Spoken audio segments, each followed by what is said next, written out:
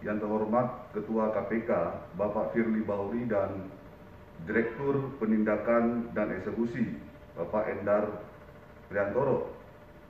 Hari ini saya ingin menyampaikan bahwa dukungan masyarakat Aceh terhadap KPK dalam mengusut berbagai dugaan kasus korupsi di Aceh ini menjadi harapan rakyat Aceh.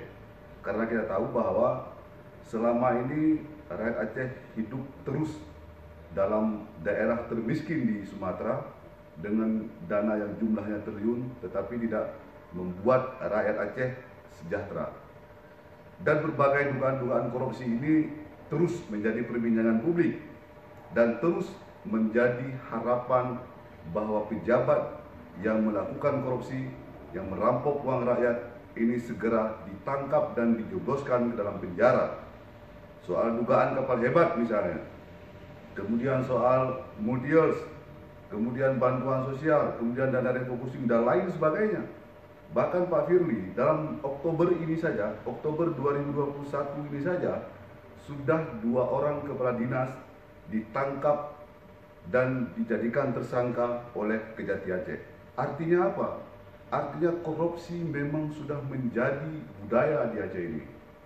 Sehingga kita berharap jangan sampai banyak melahirkan budayawan-budayawan baru di Aceh.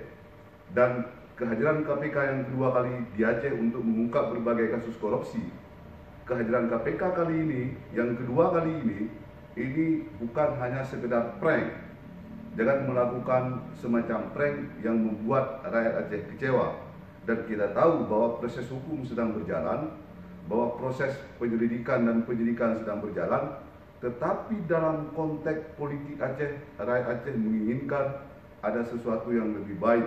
Dan kita berharap KPK hari ini bisa lebih transparan dan lebih terbuka ke rakyat Aceh terkait dengan berbagai hasil penyelidikan dan penyidikan yang sedang dilakukan terhadap pejabat, terhadap elit politik di Aceh, terhadap pengelola keuangan yang kira-kira merugikan negara.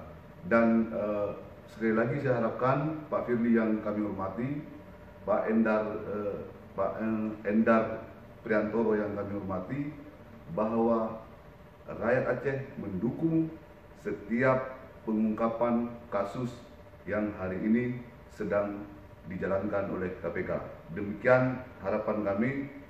Assalamualaikum warahmatullahi wabarakatuh.